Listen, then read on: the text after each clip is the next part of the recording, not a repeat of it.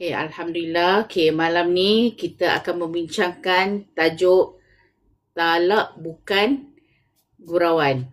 So tanpa buang masa kita akan terus saya akan terus serahkan majlis ni kepada Ustaz Syahrizan. Okey.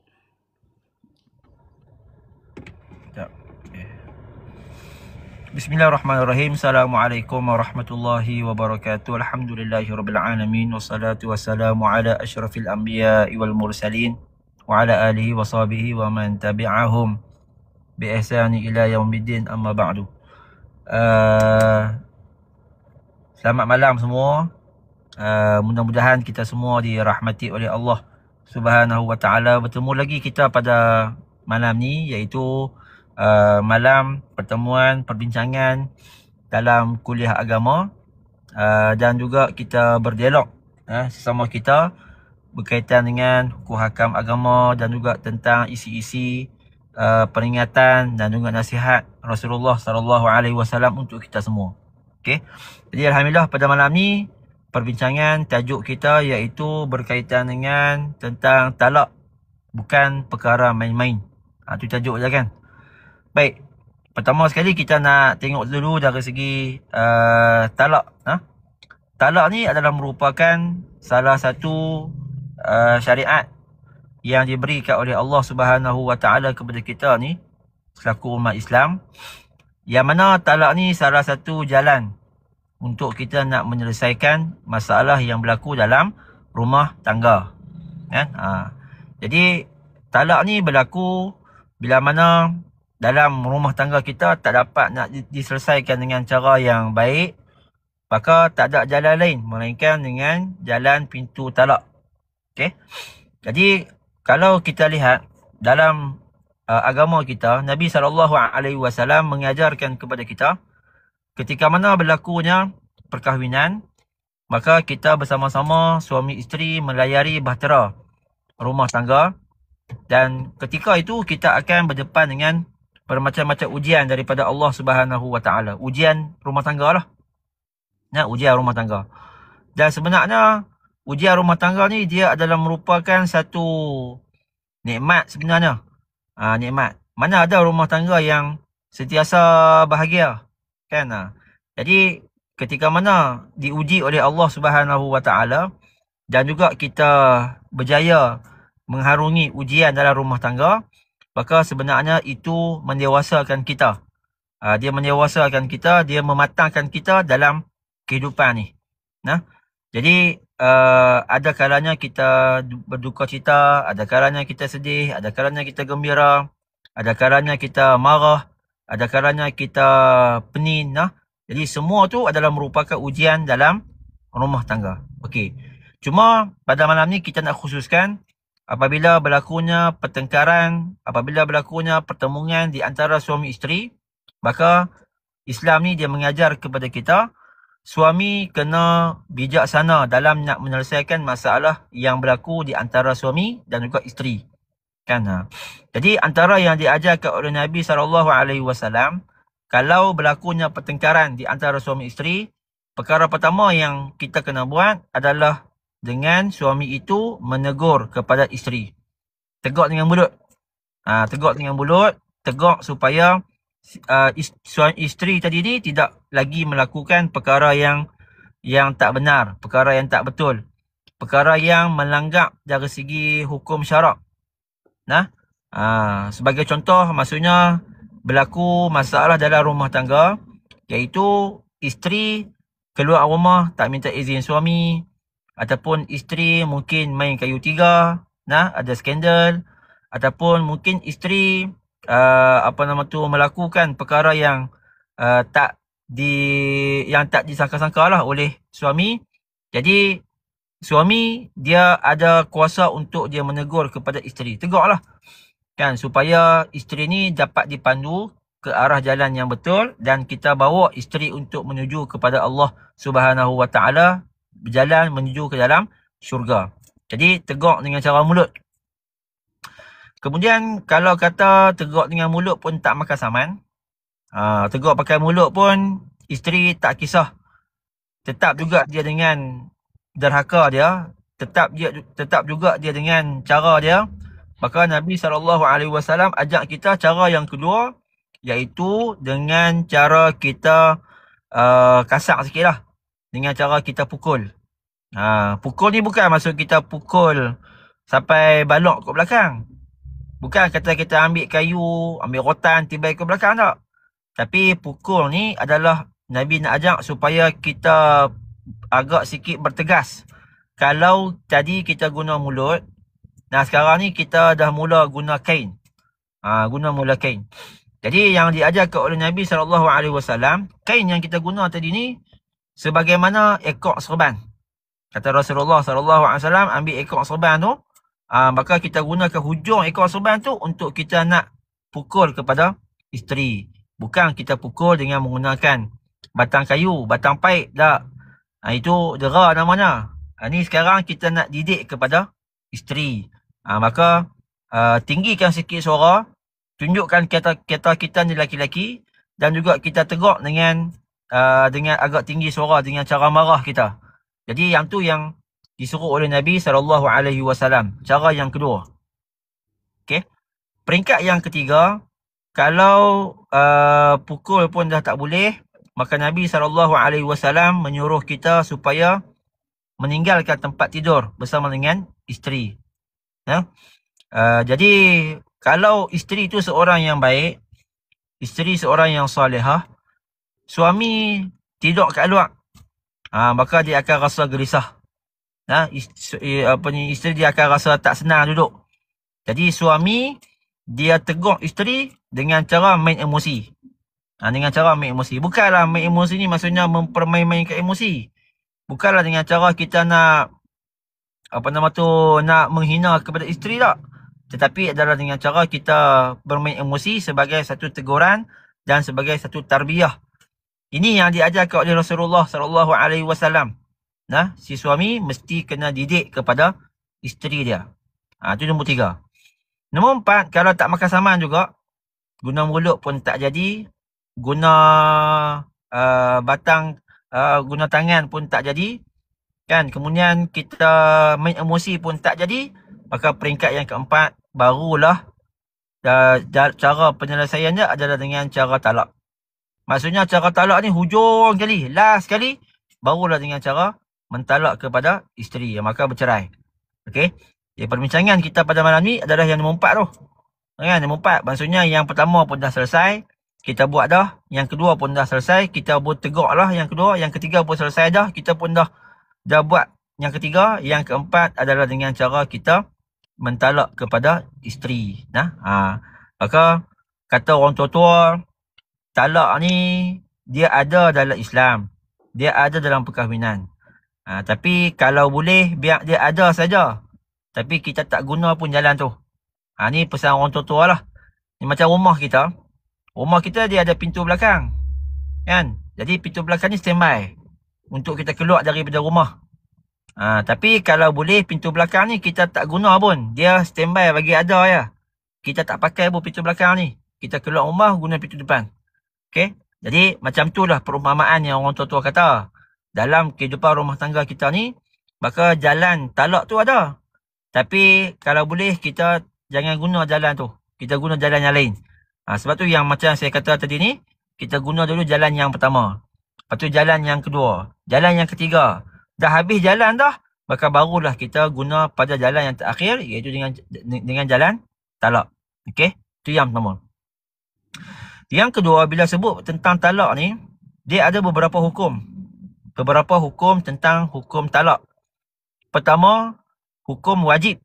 Wajib talak. Wajib talak iaitu ketika mana hakim menjatuhkan hukuman talak kepada isteri. Maksudnya hakim mewajibkan ataupun hakim menyuruh suami untuk mentalak kepada isteri. Ketika ni hukum jadi wajib untuk berlakunya talak. Mungkin di peringkat isteri dia tuntut cerai. Isteri tuntut untuk talak atas beberapa sebab dipertimbangkan oleh mahkamah. Mahkamah memberi arahan kepada suami untuk talak kepada isteri, maka berlakulah talak ketika tu. Talak hukum jadi wajib. Yang kedua, talak hukum jadi sunat. Sunat mentalak kepada isteri. Macam mana sunat ni kan? Sunat ni maknanya kalau kita buat dapat pahala. Sunat mentalak kepada isteri sekiranya isteri itu berlaku nusyuz. Isteri berlaku derhaka kepada suami. Nah, isteri melakukan perkara yang tak benar, yang tak betul ikut hukum syarak, maka ketika tu sunat bagi suami untuk mentalak kepada isteri. Mungkin ada yang kata malam ni semua buruk yang ada kat perempuan je. Tak ada buruk kat lelaki pun. Sabar Ustaz. Ni baru permulaan. Baru permulaan saja, okey. Jadi peringkat yang kedua, hukumnya sunat iaitu mentalak kepada isteri yang berlaku derhaka kepada suami. Yang ketiga, hukum mentalak isteri iaitu adalah harus. Harus mentalak isteri. Harus ni maksudnya kalau kita buat pun tak apa, tak buat pun tak apa. Kita buat pun tak berdosa, kalau kita tinggalkan pun tak berdosa juga. Okey, harus. Harus ni iaitu ketika mana si suami tidak lagi bernafsu ataupun tidak lagi merasa apa-apa dengan isteri. Ketika ni hukum menjadi sunat ataupun menjadi harus untuk ditalak kepada isteri tersebut. Yang keempat iaitu hukumnya makruh. Makruh ni yang disebutkan oleh Nabi SAW iaitu mentalak isteri ketika mana isteri dalam keadaan yang baik. Akhlak baik, budi pekerti elok, tak ada apa-apa sebab, maka saja dia nak talak kepada isteri dia. Mungkinlah yang si lelaki ni dia nak cari perempuan lain. Dia nak cari skandal yang lain. Jadi dia talak kepada isteri dia tanpa ada apa-apa sebab. Jadi ini hukumnya adalah makruh. Perkara ni yang disebutkan oleh Rasulullah SAW, abghadul halal indallahi at-talaq. Perkara halal yang paling Allah Ta'ala murka, yang paling Allah Ta'ala marah adalah talak. Maka sebab itulah ni yang disebutkan oleh orang tua-tua ni. Maksudnya sebolehnya kalau berlaku apa-apa pertelingkahan ke ketidaksefahaman dalam keluarga di antara suami isteri, maka cuba dulu jalan yang pertama. Cuba jalan yang kedua, cuba jalan yang ketiga, dan juga kalau tak jumpa jalan juga, barulah pergi nombor 4. Kan nombor 4. Jadi nombor 4 tadi ni bila mana isteri dalam keadaan yang derhaka, kemudian tegur isteri pun tak makan saman, dia pun tak dengar cakap, maka hukum adalah sunat untuk mentalak isteri yang nusyuz ataupun isteri yang derhaka ni. Baik, tu 4. Yang kelima, hukum yang kelima, talak adalah haram. Haram mentalak isteri. Haram ni bila? Iaitu ketika mana isteri dalam keadaan haid. Waktu isteri ketika haid, jadi suami mentalak isteri diharamkan oleh syarak. Sebab apa haram? Sebab isteri ketika mana haid, kalau suami talak isteri, ketika tu dia akan memanjangkan tempoh iddah bagi isteri. Isteri ni kalau kata ditalak, maka tempoh iddah dia iaitu selama 3 kali suci. Kan? Suci kali yang pertama, kemudian haid. Suci kali yang kedua, lepas tu haid. Suci kali ketiga, maka dah habis iddah je lah. Iddah talak kan. Tapi kalau kata si isteri tu dia haid, maka suami talak dia menyebabkan tempoh iddah dia panjang. Bermula dengan haid. Kan? Kemudian suci. Lepas tu haid, suci, haid, suci. Jadi maksudnya dia pergi sampai lajak lah. Dia pergi sampai 6 keadaan. Haid, suci, haid, suci, haid, suci.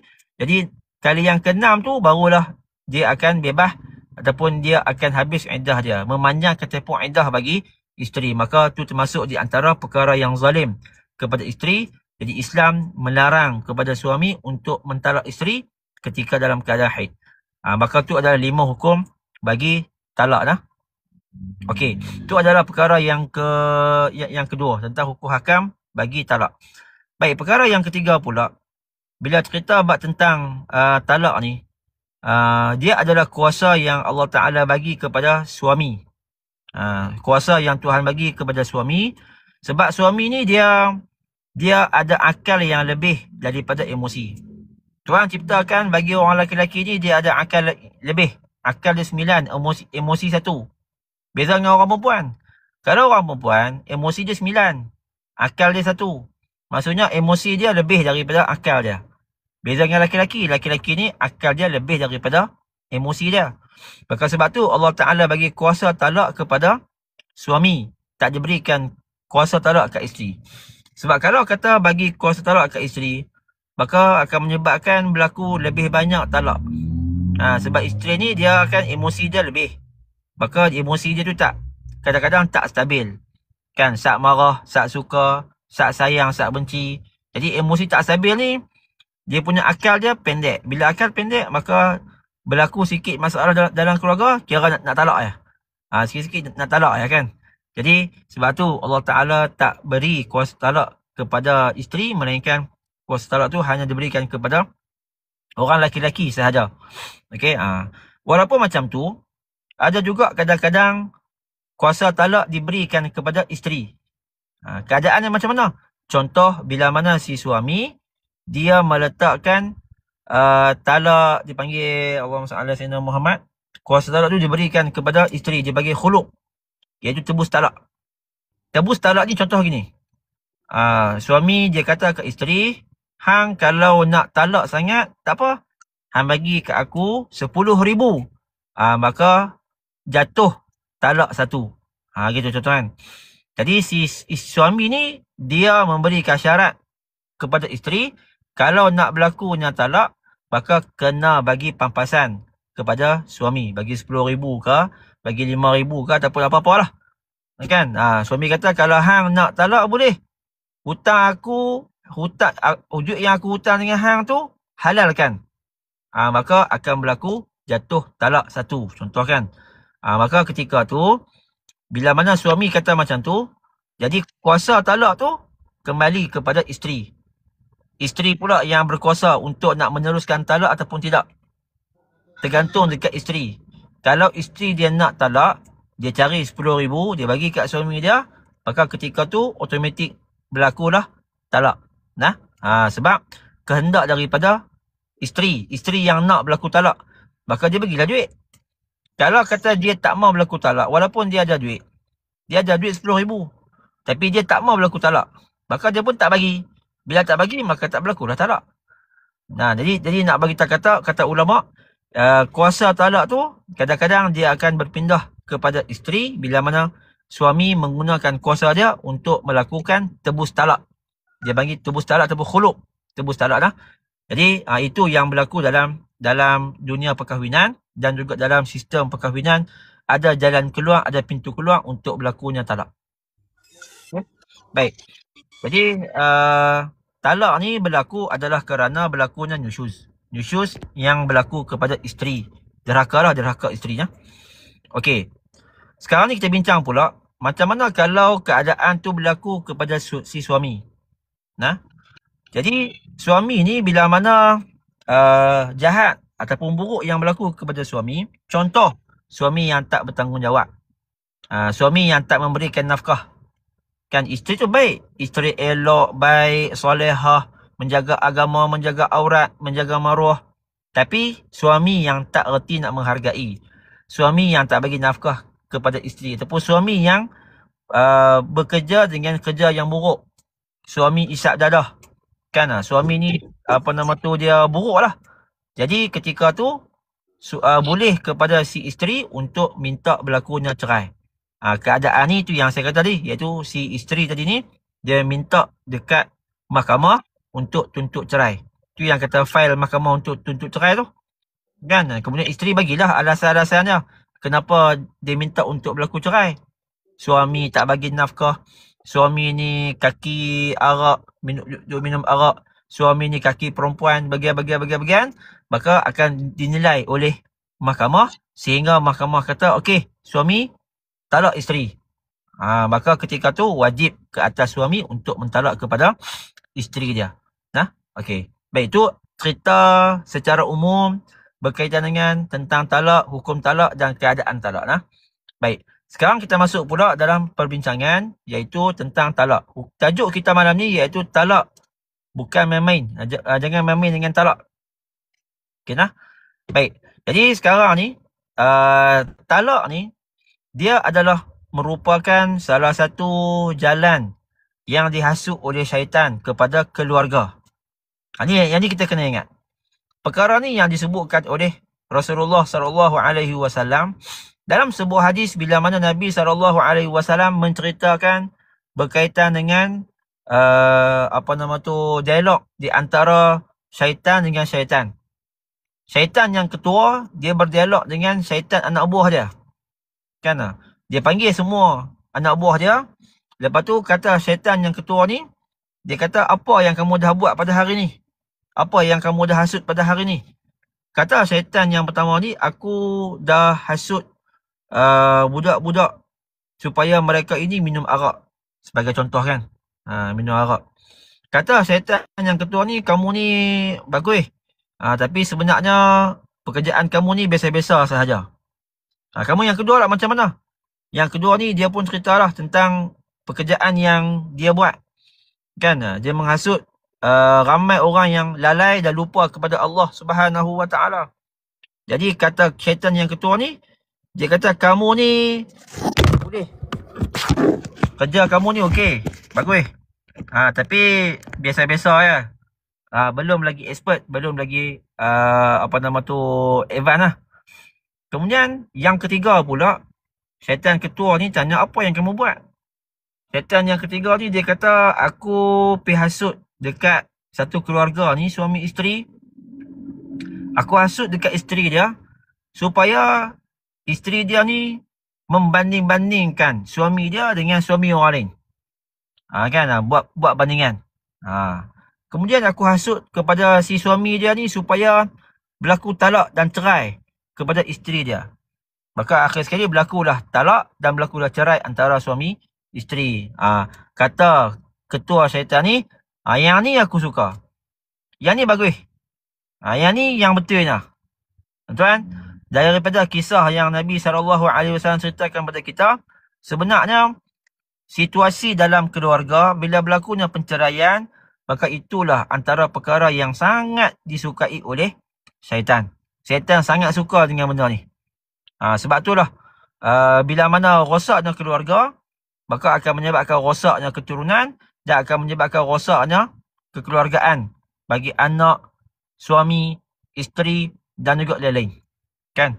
Maka sebab itulah bila mana syaitan ditumpu untuk merosakkan keluarga, maka sebab tu kita yang ada pada hari ni, kalau kita belajar agama dan kalau kita nak memahami agama, maka antara perkara yang perlu untuk kita selamatkan adalah ahli keluarga kita.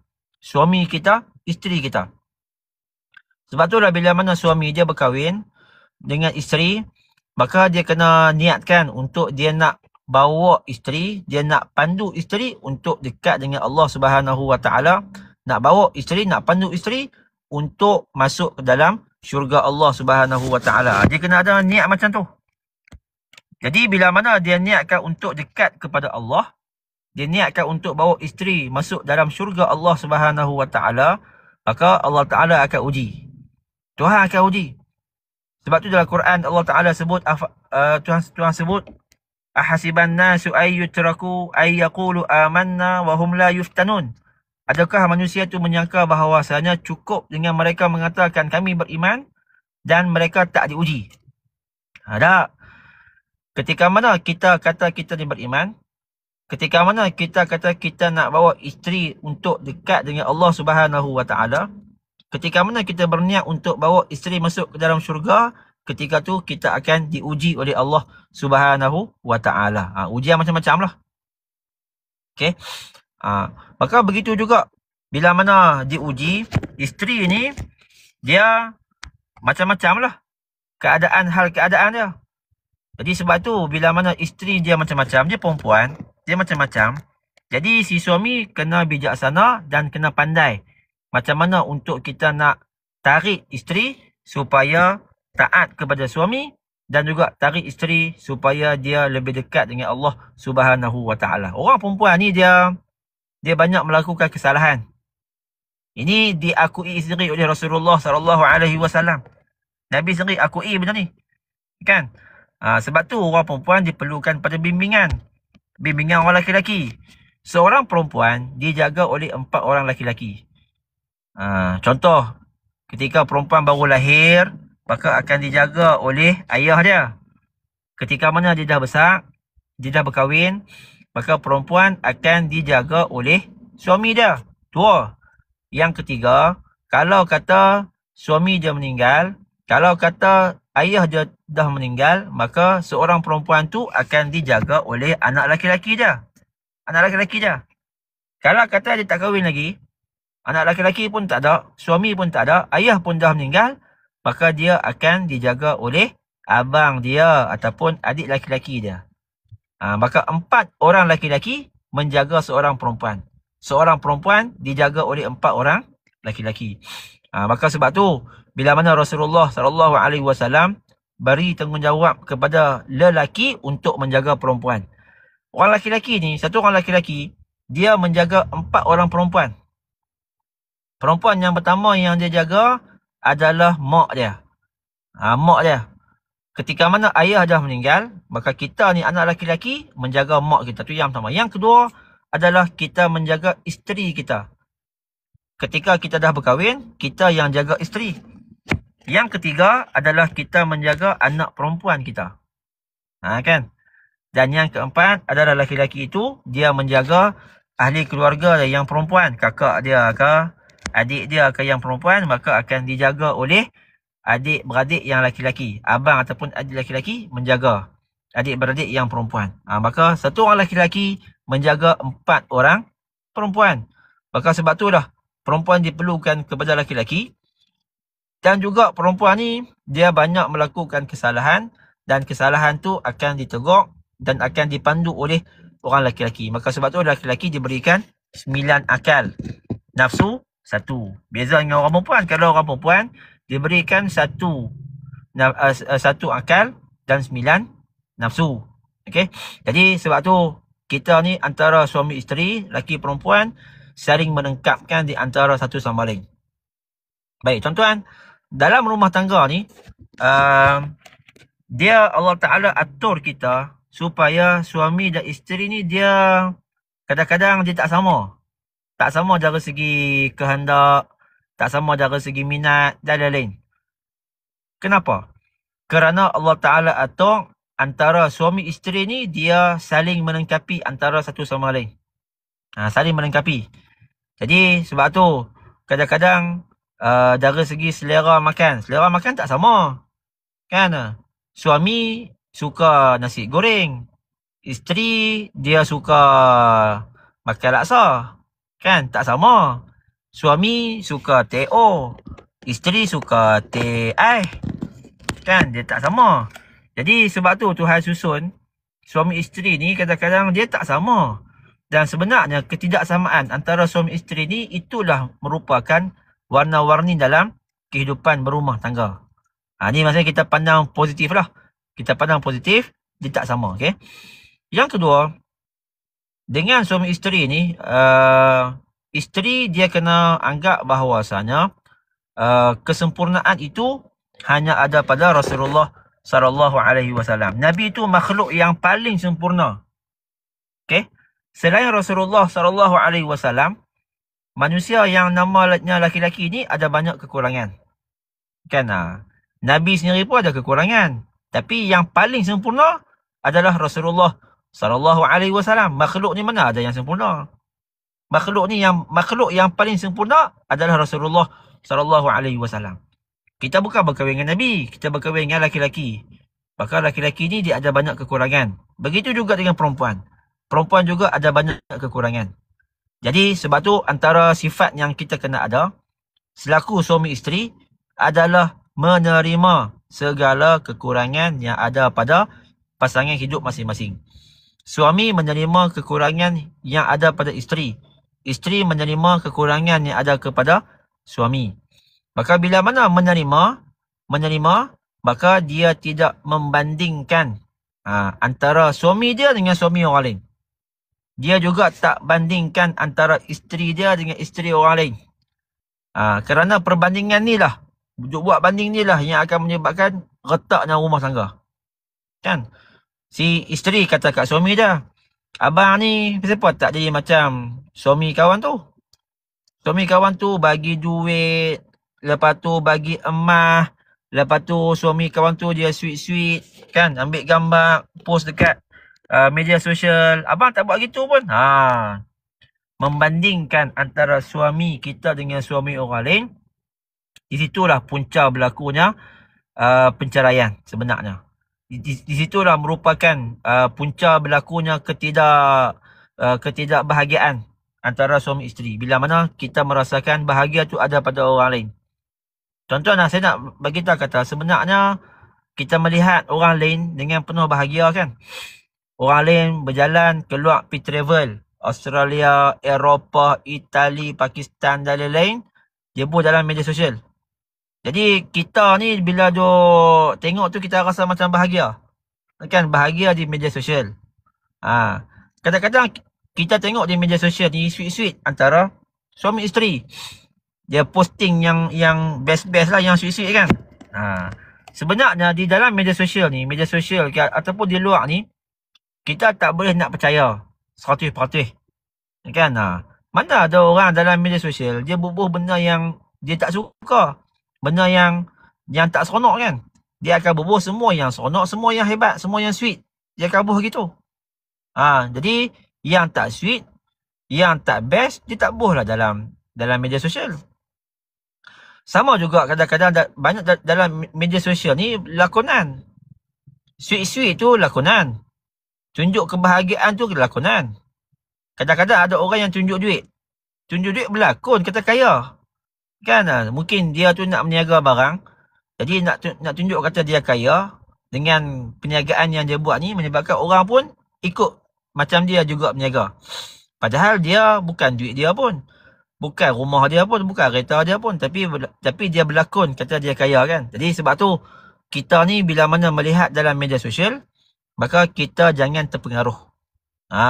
Terpengaruh ni bila mana kita kata kawan tu dia boleh buat. Sebab suami tak boleh buat. Kawan tu dia boleh buat. Sebab apa isteri tak boleh buat. Kan? Jadi benda tu yang menyebabkan berlakunya keretakan di dalam rumah tangga. Maka sebab tu dah tips yang sebenarnya dalam keluarga kita ni, suami menerima kekurangan yang ada kepada isteri. Isteri juga menerima kekurangan yang ada pada suami. Saling menerima. Bila saling menerima ni, maka itulah sebenarnya kunci kebahagiaan. Maka kita nak bincang pada malam ni adalah supaya tak berlaku talak dan jangan kita buat main-main. Kan?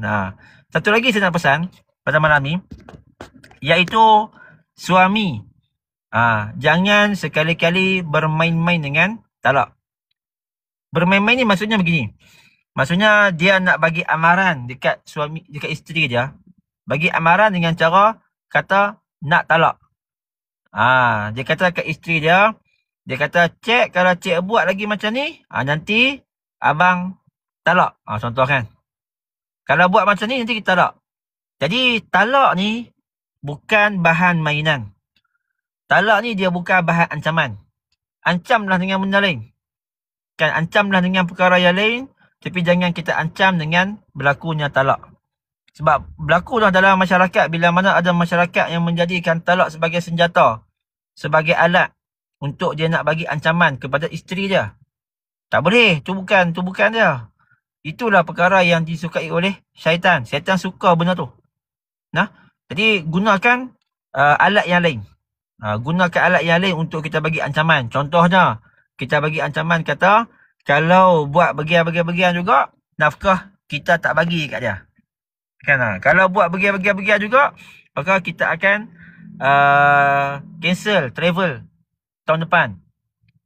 Kan? Kalau buat bagian-bagian juga, maka tak dapat janji mah yang nak bagi tu. Jadi ancam dengan benda tu, bukan ancam dengan menggunakan talak. Jadi sebab tu sebaiknya kita elakkan diri kita daripada mentalak isteri, dan jangan jadikan talak tu sebagai alat untuk kita ancam kepada isteri, dan juga kita minta kepada Allah Subhanahu Wa Taala agar Allah Taala memelihara keluarga kita. Tuan-tuan, minta Tuhan pelihara keluarga kita. Dan satu tip lagi, tuan-tuan, iaitu sebenarnya kebahagiaan dalam rumah tangga ni, dia bergantung macam manakah kita mendekatkan diri kepada Allah Subhanahu Wa Taala. Kalau antara suami isteri ni, kita dengan Tuhan pun makin jauh, kita dengan Tuhan pun tak jaga hubungan, semayang tak dijaga, Quran tak dijaga, zikir tak dijaga kan. Maka sebenarnya kita sedang menjauhkan kita dengan suami isteri kita. Kita makin jauh dengan Tuhan, maka renggang hubungan antara suami isteri. Tapi kalaulah kita jaga hubungan dengan Allah, kan, taat kepada Allah Subhanahu Wa Taala, maka sebenarnya kita semakin rapat antara suami isteri kita. Kita makin rapat. Jadi dia punya kunci dia adalah Allah Subhanahu Wa Taala. Sebab bila mana kita rapat dengan Allah, menjaga hubungan dengan Allah Subhanahu Wa Taala, maka Allah Taala menjaga hubungan dalam keluarga kita. Tuhan bagi rahmat, Tuhan bagi sakinah. Dalam keluarga ni kita berkahwin, sebab dalam perkahwinan tu dia ada sakinah, mawaddah, warahmah. Sakinah maksudnya tenang. Bila kita berkahwin, ada suami, ada isteri, maka kita akan rasa tenang. Kan? Ada orang kata, tak tenang lah ustaz, balik rumah rasa macam serabut. Tu ada masalah tu. Ada masalah. Kan? Jadi sebenarnya, bila mana kita berkahwin ni, kita akan rasa lebih tenang antara suami dan juga isteri kita. Itu yang pertama. Yang kedua ialah mawaddah. Mawaddah ni maksudnya saling berkasih sayang antara satu sama lain. Kan? Kita kasih dekat dia, dia kasih kepada kita. Kasih. Sebab tu, bila mana kasih ni dia, yang lain tu kira habis lah. Bila kasih ni dia nak sama, nak bersama, lepas tu sentiasa teringat, sentiasa rindu, kan, sentiasa sayang, kerana ada sifat mawaddah. Dan yang ketiga ada sifat rahmah. Sifat rahmah ni adalah sifat iaitu kita menerima kekurangan yang ada. Rahmah ialah menerima kekurangan yang ada. Kalau isteri ada buat salah, maka si suami menerima kekurangan yang ada, berikan kemaafan kepada isteri. Kalau suami ada buat salah, isteri menerima kekurangan yang ada dan juga isteri memaafkan kepada suami. Isteri yang baik adalah isteri yang selalu minta maaf dengan suami. Ini yang baik sebenarnya. Dan ini yang banyak yang susah nak berlaku. Kan, orang perempuan ni bila mana dia buat salah, dia susah nak minta maaf dengan suami dia.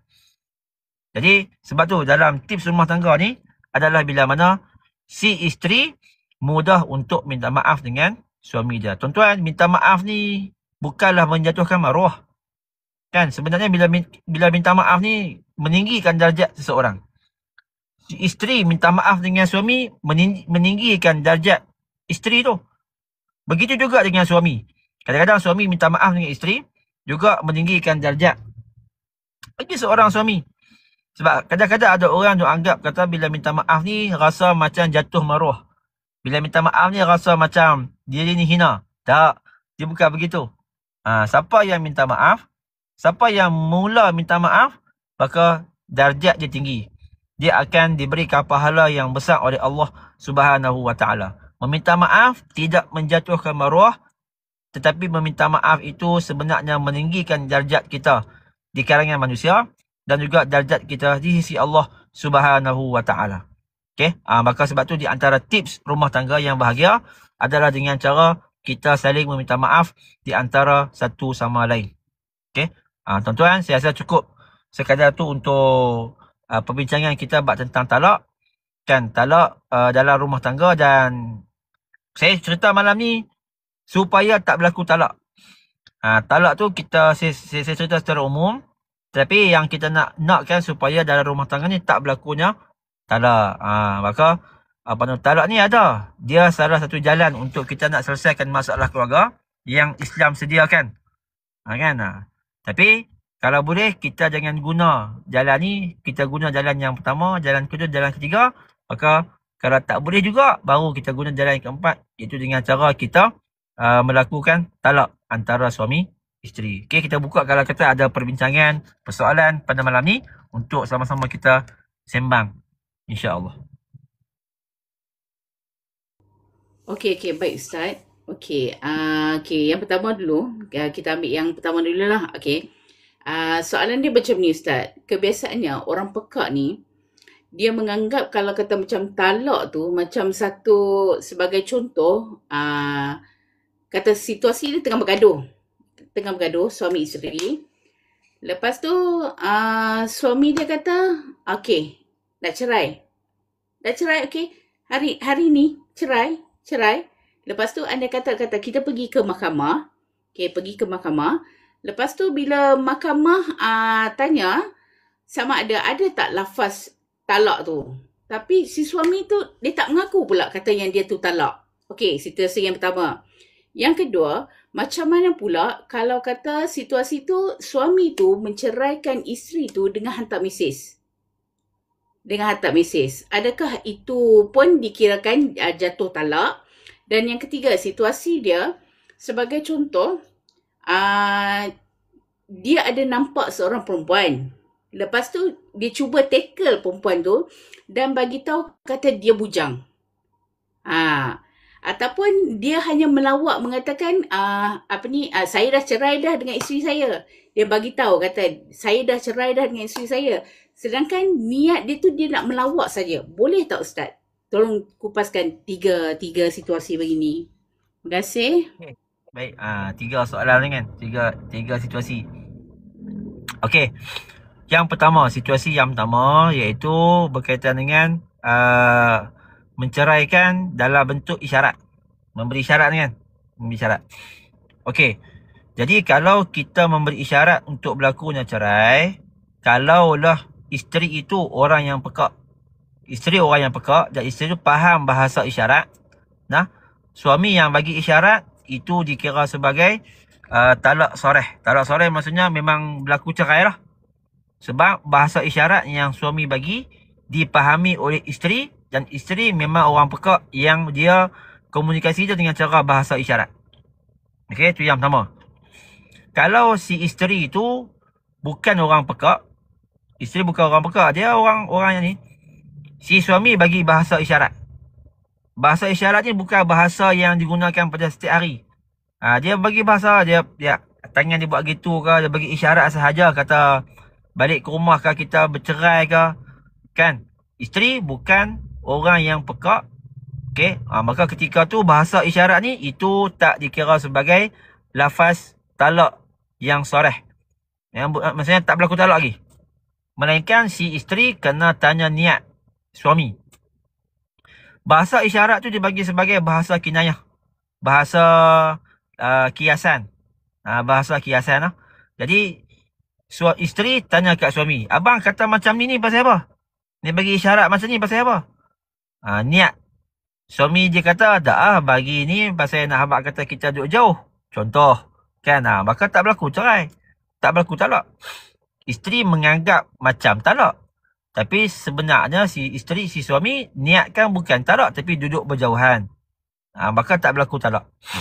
Okey. Tapi kalau ditanya oleh isteri tanya kat suaminya, abang buat macam ni untuk apa? Suami dia kata memang niat talak. Memang niat untuk berlaku talak. Maka ketika tu barulah berlaku talak. Okey. Jadi untuk situasi yang kedua, isteri yang boleh bercakap, isteri yang boleh mendengar dan juga isteri tu bukan bahasa harian dengan bahasa isyarat, maka isyarat yang diberikan oleh suami itu perlu ditanya apa niat dia. Okey, itu yang pertama, soalan pertama. Soalan yang kedua pula adalah dalam bentuk melafazkan talak dalam bentuk mesej WhatsApp. Okey. Jadi kalau kata mesej, tulis surat, WhatsApp dan lain-lain, maka ia pun termasuk dalam bahasa kiasan. Lafaz kinayah dia panggil, bahasa kiasan. Maka isteri bila baca surat, bila baca mesej, maka isteri tu kena tanya suami apa niat dia. Apa niat dia ketika dia tulis WhatsApp ni. Ketika dia tulis surat ni, dia kena tanya apa niat. Kalau si suami kata niat untuk talak, maka berlaku dah talak. Kalau suami kata bukan niat talak, niat tolak, nak tulis tolak, aku tolak hang. Tolak bukan talak, tersilap tulis kan. Tak ada niat talak pun. Maka tak berlaku dah talak. Okey, jadi kesimpulannya adalah kalau mesej, kalau WhatsApp, kalau surat, maka perlu tanya apa niat si suami tulis benda ni. Kalau niat talak, maka barulah talak. Kalau tak niat talak, maka tak berlaku talak. Dia beza dengan lafaz yang soreh. Lafaz soreh maksudnya disebut dengan mulut, aku cerai hang, aku talak hang. Yang ni bahasa yang jelas dan bahasa ni tak perlukan kepada niat. Tak payah tanya dia, hang ni apa kata cerai ni? Tak payah. Yang ni memang betul-betul sah-sah berlaku talak. Walaupun dia hanya berlakon. Dia berlakon kan. Dalam drama suami isteri, kan memang mereka berlakon sebagai suami isteri. Suami berlakon, kata aku cerai kamu. Berlakon. Maka tetap berlakunya penceraian. Walaupun niat dalam hati kata nak berlakon sahaja. Okey, itu dipanggil lafaz sarih. Lafaz talak yang jelas. Maka tak perlukan kepada niat. Okey, soalan yang ketiga tadi. Soalan yang ketiga iaitu macam mana pula kalau si suami dia kata dekat skandal dia. Dia kata dekat perempuan lain, anak dara lain, kata dia tak kahwin lagi, dia bujang lagi. Ataupun dia kata saya dah ceraikan isteri saya. Adakah berlakunya penceraian? Jawapannya tidak berlaku penceraian. Cerai tak berlaku. Yang tu termasuk dalam kategori bohong. Berdosa lah. Dia bohong dengan skandal dia. Dia bohong dengan anak dara yang dia nak kahwin tu. Dapat dosa. Tapi adakah berlaku penceraian dengan isteri yang pertama tadi ni? Jawapannya adalah tak berlaku penceraian. Sebab lafaz yang dia berlakon kata dia cerai tu tak sampai pun. Maksudnya benda tu bukan dia disebutkan kepada isteri dia. Dia hanya berlakon sahaja. Dia hanya bohong sahaja dengan skandal dia. Hukum bohong berdosa. Haram. Tapi lafaz bohong tu tidak menyebabkan berlakunya penceraian antara suami isteri. Okay? Wallahu'alam.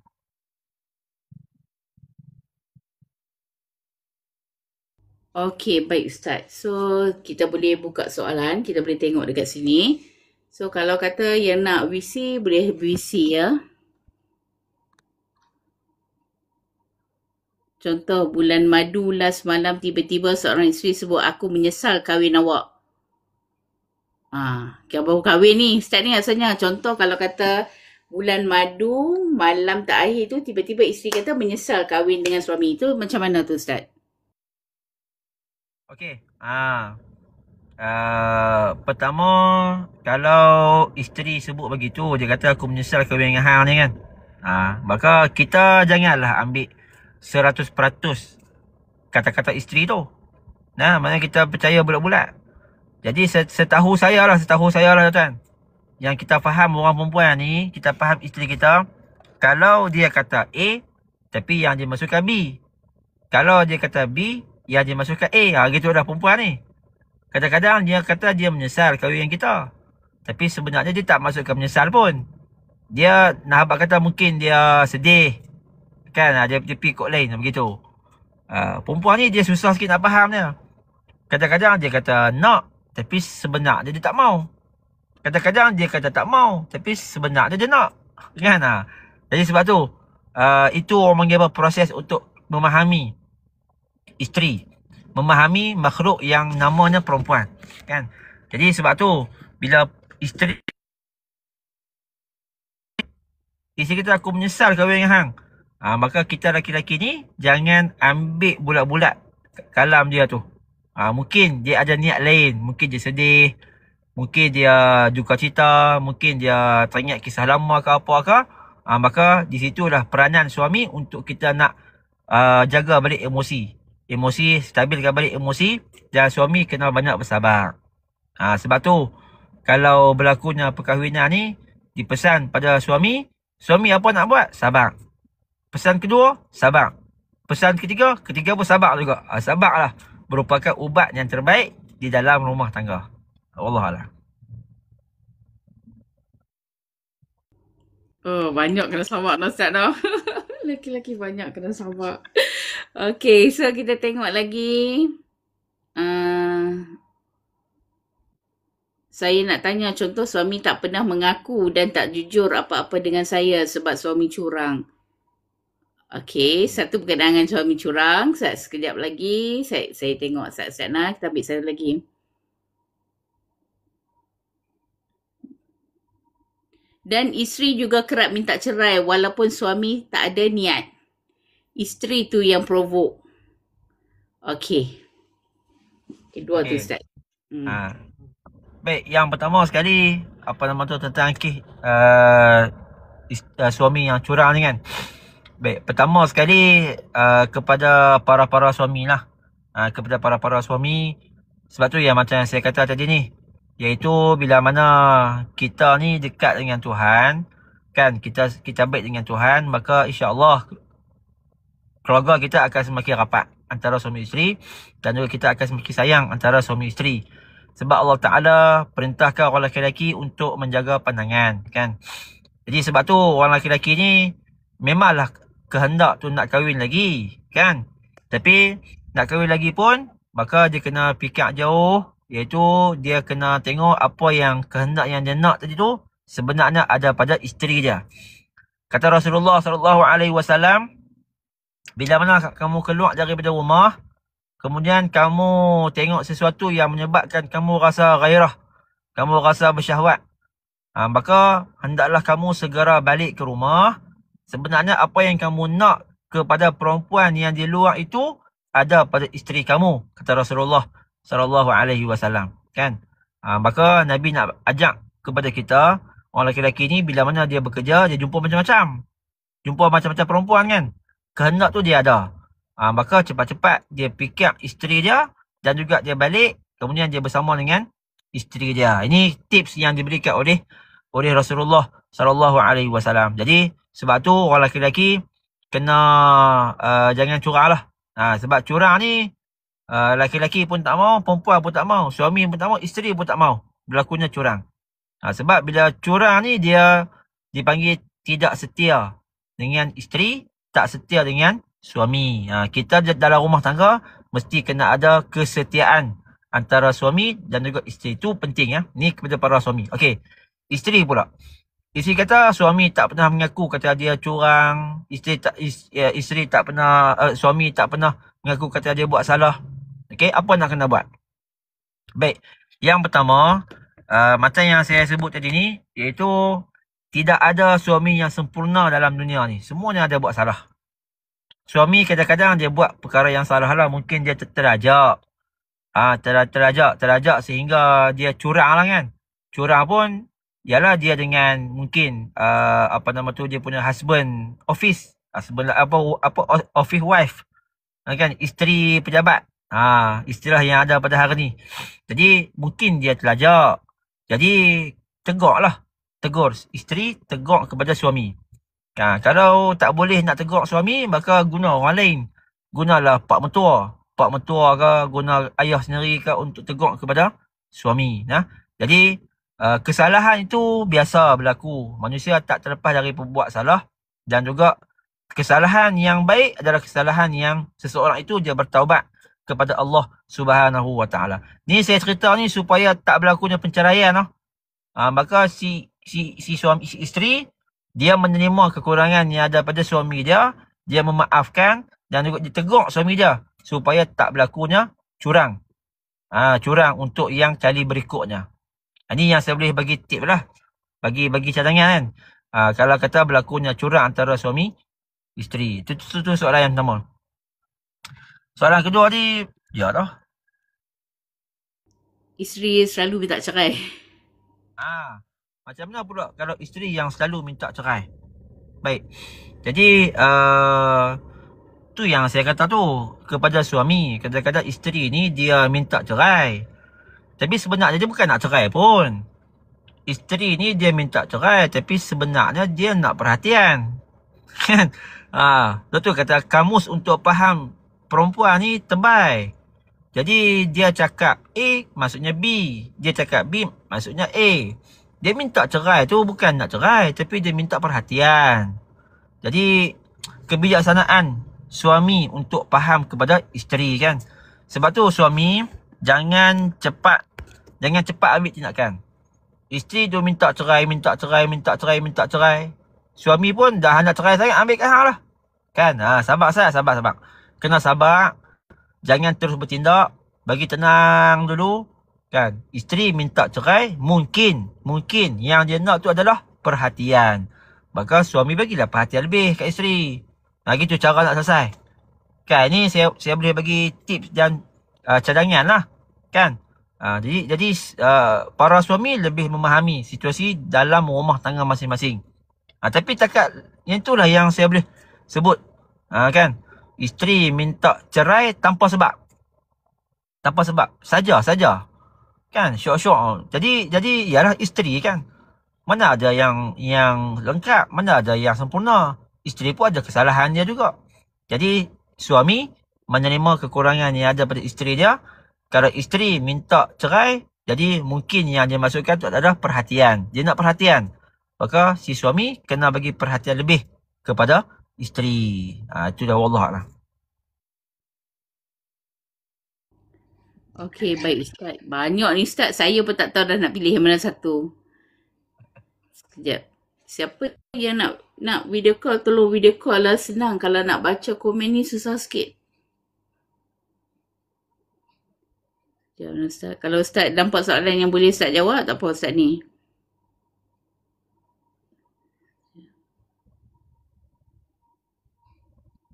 Kawan saya perempuan tu dah kahwin, boleh bersalam cium tangan suami.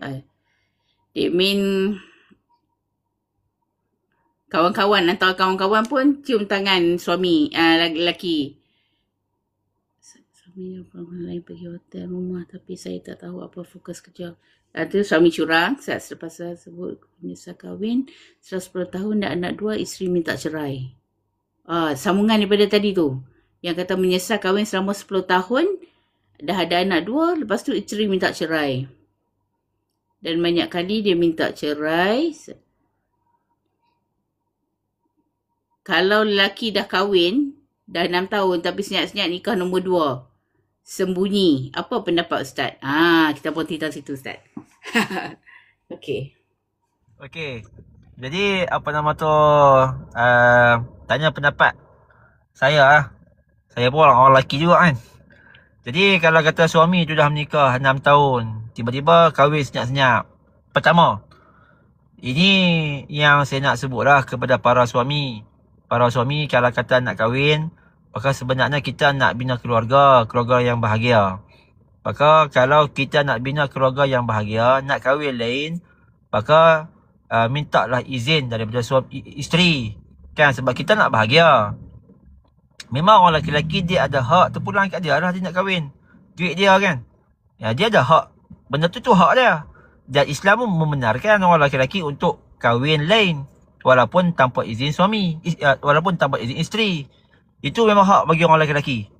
Tapi ialah kita pun tahu. Isteri kita kalau kita kahwin lain, maka akan menyebabkan berlakunya porak-poranda dalam keluarga. Kan?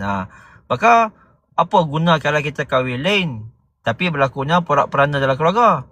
Sebab tu, kita nak kahwin lain sebab kita nak tambah bahagia. Bertambah bahagia dengan kahwin lagi satu. Maka kalau kita nak bertambah bahagia, jadi kita gunakan jalan yang betul, jalan yang elok, minta izin kepada isteri. Faham ke isteri? Kadang-kadang isteri bukan tak bagi. Dia bagi. Cuma bila mana si suami ni, dia kurang bagi nafkah. Kan, duit bagi sikit sangat tiap-tiap bulan.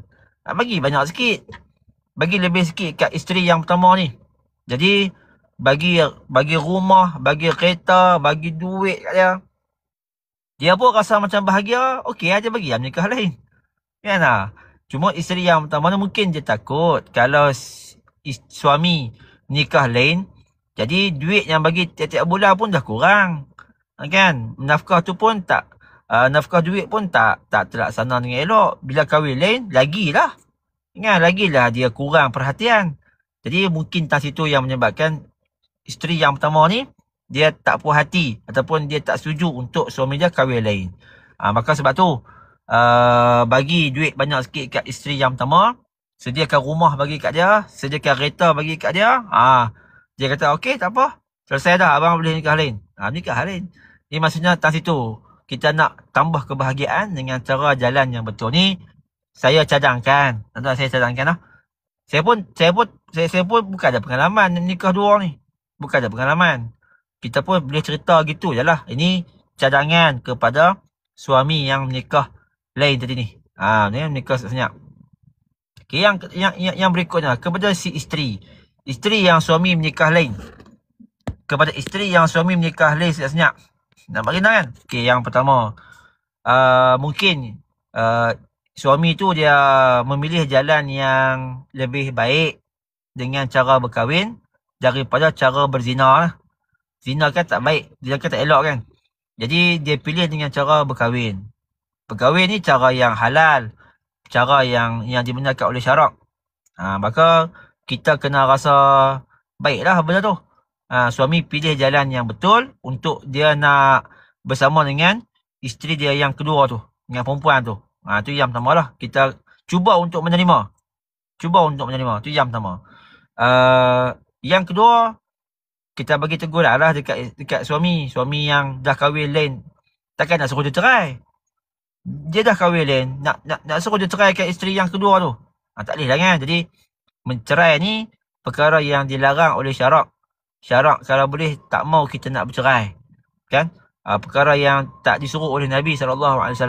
Jadi maksudnya kita cuba untuk menerima takdir tersebut. Ataupun dalam bahasa hari ini bagi berdamai dengan takdir. Kita cuba untuk terima takdir yang suami dah menikah lagi seorang. Cuba untuk menerima. Letaklah syarat. Naik ke mahkamah ke apa ke, letak syarat. Suami kena bagi nafkah sekian. Jangan pula bila suami menikah dengan isteri yang baru, kita pula isteri yang pertama minta cerai. Jangan. Okay, kita geram sangat kita minta cerai. Jangan. Jadi tak seronok dah benda tu. Mungkin ada kebaikan bila mana ada 2 orang isteri. Kan? Kita pun tak tahu tu susul apa yang ke depan. Suami sakit. Kan? Suami sakit. Jadi kita pun sakit juga. Adalah isteri yang kedua tolong jaga kita. Maju kita tolong jaga kita. Mungkin. Jadi kita pun tak tahu apa hikmah yang Allah Ta'ala susun di masa hadapan. Jadi kita berfikir positif dan kita berfikiran yang baik, husnuzon dengan ketentuan daripada Allah Subhanahu Wa Ta'ala. Saya cerita ni, tuan-tuan, supaya kita belajar untuk menerima takdir. Takdir. Suami nak kahwin lain, beritahu kat isteri, minta izin. Kan? Isteri kalau ada suami menikah lain, cuba untuk menerima takdir. Mungkin ada ketentuan Allah yang kita tak tahu di masa hadapan. Tuan-tuan, ada berlaku dah. Bila berlakunya perkahwinan, suami menikah 2, tengok-tengok suami kena stroke, isteri pertama kena stroke. Dua-dua tak boleh buat apa. Maka bergantung dengan madu ya. Bergantung dengan isteri yang kedua yang tolong bantu. Jadi Tuhan susun ni kita tak tahu. Di masa hadapan benda apa nak berlaku. Cuma kita diajak supaya kita husnuzon dengan ketentuan daripada Allah Subhanahu Wa Ta'ala. Wallahualam. Kalau ikut ni banyak lagi Ustaz ni. Okay. Kalau okay Ustaz, tiba-tiba kan, okay, saya nak sebagai contoh lah Ustaz, ini kira daripada ni lah, yang isteri pertama ni, dia dah bagi dah kebenaran kat suami ni berkahwin 2. Dia pun pergi majlis akad nikah apa semua, dia memang support suami dia. Okay. Tapi pada awal bulan pertama, bulan kedua, bulan ketiga, suami ni balik ke rumah isteri tua. Okay, balik macam biasa. Selepas pada 3 bulan tu, dia dah jarang balik dah ke rumah isteri tua dia tu. Dia dah mula mengabaikan isteri yang tua tu. So, macam mana hukum dia tu, Ustaz? Okey. Dalam Islam ni, Nabi dah ajak pada kita, iaitu bila mana menikah 2 ataupun menikah 3, maka dia kena bahagi malam. Bahagi malam ni hak kepada isteri lah. Malam pertama, isteri yang pertama. Malam kedua, isteri kedua. Malam ketiga, isteri ketiga. Malam keempat, patah balik isteri yang pertama. Begitulah dia punya aturan ya.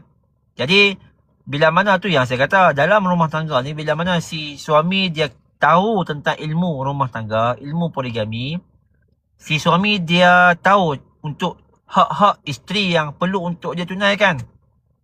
Hak-hak yang perlu untuk dia tunaikan. Sebab menyusun malam-malam isteri ni, itu adalah perintah Allah Ta'ala. Bukan kata kita suka-suka seronok nak susun. Allah yang suruh. Kan? Jadi sebab tu dalam rumah tangga ni, bila mana kita makin dekat dengan Allah Subhanahu Wa Taala, rumah tangga kita akan makin bahagia. Tapi bila mana kita ikut hawa nafsu, yalah kita kalau boleh naklah malam yang panjang dengan isteri muda kan. Tak mau isteri tua ni. Maka tak situ dah akan berlakunya pergaduhan, akan berlakunya ketidakserasian, akan berlakunya ketidakbahagiaan antara suami isteri. Nah, jadi sebab tu kalau kata suami yang nak kahwin lain, suami yang nak poligami, maka dia mesti dah wajib untuk belajar ilmu poligami. Ilmu poligami. Nah, ilmu poligami ni tuan-tuan, Nabi pun kahwin ramai. Dan Nabi pun dah tunjuk cara yang betul. Macam mana cara kalau kahwin ramai, macam ni cara dia. Nabi dah tunjuk. Cuma bila mana kita tak ikut cara Rasulullah SAW, tu yang berlakunya penceraian, tu yang berlakunya pergaduhan, pertelingkahan suami isteri. Jadi kalau kita ikut cara Nabi, tuan-tuan, cara Nabi ni, isteri Nabi bergaduh juga. Tapi semua Nabi selesaikan. Semua Nabi kawal dengan baik dan elok. Macam mana cara Nabi mengawal isteri yang ramai? Macam mana Nabi menyusun ilmu poligami tu? Itu kita kena belajar lah. Jadi siapa-siapa yang nak berpoligami, nak kahwin ramai, kena tahu tentang hukum hakam poligami dan juga kena tahu hak-hak yang wajib dia berikan kepada semua isteri dia. Wallahualam.